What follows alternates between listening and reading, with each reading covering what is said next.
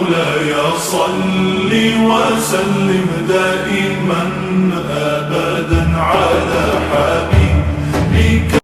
আসসালামু আলাইকুম এভরিওয়ান, আপনারা দেখতে পাচ্ছেন পাহাড়ের পাদদেশে কিছু মুসল্লিরা নামাজ পড়তেছেন। সো এটা আসলে আমি খুবই সৌভাগ্যবান।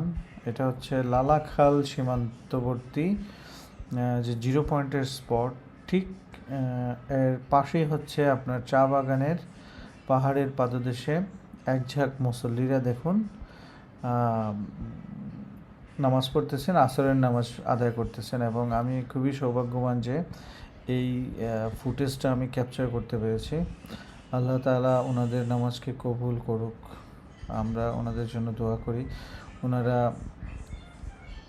এই অবস্থার মধ্যেও হঠাৎ করে আমি দেখলাম যে সবাই অজু করতেছে এবং এসেই মানে একজন ইমাম হয়ে তারপর সবাই রাকাত ভেঙে নামাজ শুরু করলেন। আলহামদুলিল্লাহ, আল্লাহ তাআলা সবাইকে আমাদেরকে যে কোনো পরিস্থিতিতে এরকম আল্লাহর ইবাদত করার তৌফিক দান করুন। সো ভিডিওটি ভালো লাগলে অবশ্যই আপনারা শেয়ার করে দিবেন।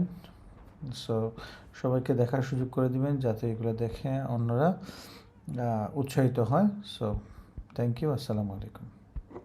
مولاي صل وسلم دائما أبدا